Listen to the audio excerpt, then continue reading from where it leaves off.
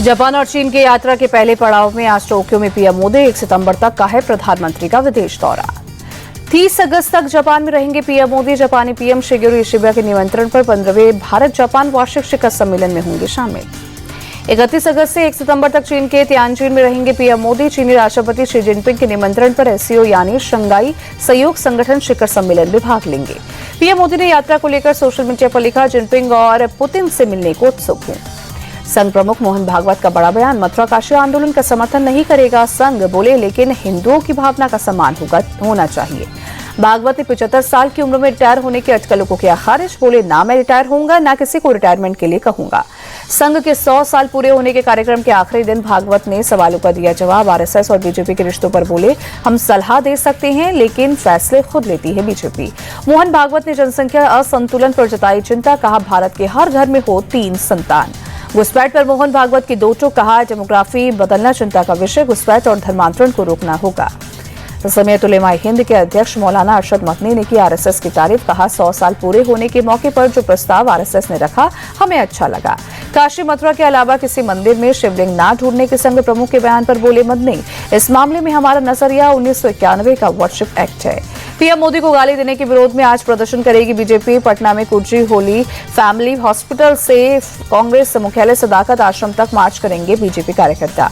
पटना में पीएम मोदी को अपशब्द कहने पर शिकायत दर्ज, बीजेपी कार्यकर्ता ने की राहुल पर कार्रवाई की मांग। राहुल तेजस्वी के मंच से पीएम को गाली देने पर भड़की बीजेपी। अमित शाह बोले, कांग्रेस की राजनीति निचले स्तर पर पहुंची। जेपी नड्डा ने कहा, राहुल और तेजस्वी माफी मांगी। पीएम मोदी को गाली देना सीएम योगी ने बताया शर्मनाक, कहा घृणित राजनीति का जवाब जनता देगी। महाराष्ट्र के सीएम देवेंद्र फडणवीस बोले, राहुल जिस भाषा का इस्तेमाल कर रहे हैं उन्हें राष्ट्र नेता कहलाने का हक भी नहीं। बीजेपी सांसद समित पात्रा बोले, कांग्रेस गाली वाली पार्टी बनी, राहुल के इशारों पर अभद्र भाषा का इस्तेमाल। कांग्रेस कार्यक्रम के आयोजक मोहम्मद नौशाद ने माफी मांगी, कहा मंच से किसने गाली दी मुझे ये नहीं पता, मैं राहुल के साथ यात्रा में था। राहुल गांधी की वोटाधिकार यात्रा आज बेतिया से गोपालगंज होते हुए सिवान में होगी खत्म। एसपी चीफ अखिलेश यादव के अलावा कर्नाटक के सीएम सिद्धारमैया होंगे वोटाधिकार यात्रा में शामिल। वोटाधिकार यात्रा में आज भी आरजेडी नेता तेजस्वी यादव होंगे शामिल। वीआईपी के संरक्षक मुकेश सहनी और सीपीआई-एमएल के महासचिव दीपांकर भट्टाचार्य भी रहेंगे मौजूद। राहुल के वोट चोरी के आरोपों पर डिप्टी सीएम सम्राट चौधरी का पलटवार, कहा बिहार में एसआईआर कोई मुद्दा नहीं, जनता कांग्रेस के लोकतंत्र विरोधी चेहरे को पहचानती है। जेडीयू नेता अशोक चौधरी ने भी राहुल को दिया जवाब, कहा आप जीते तो सब ठीक, दूसरे जीते तो वोट चोरी हो रही है, हताशा में ऐसे बयान दे रहे हैं राहुल। उत्तर प्रदेश के उप मुख्यमंत्री केशव प्रसाद मौर्य का बयान, बोले राहुल गांधी, तेजस्वी यादव और इंडी गठबंधन के नेताओं ने राजनीति के स्तर को नीचे गिराने वाली भाषा का इस्तेमाल किया।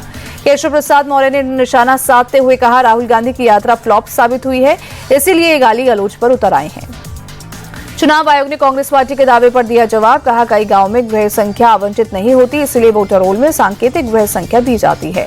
कांग्रेस ने एक ही मकान नंबर पर 987 वोटर होने का दावा किया था। वहीं बोधगया के बाराचट्टी विधानसभा के नंदानी गांव के बूथ नंबर 161 को लेकर किया था दावा। बिहार बदलाव यात्रा में गया के वजीरगंज पहुंचे जनसुराज के संस्थापक प्रशांत किशोर, बड़ी संख्या में जुटे समर्थक। वोट चोरी को लेकर ममता बनर्जी का बीजेपी पर अटैक, कहा जब तक जिंदा हूं किसी का भी वोट नहीं छीनने दूंगी।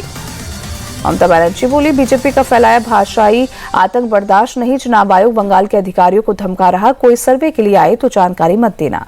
टीएमसी सांसद अभिषेक बनर्जी का दावा, इस बार विधानसभा चुनाव में पिछली बार से ज्यादा सीटें जीतेगी।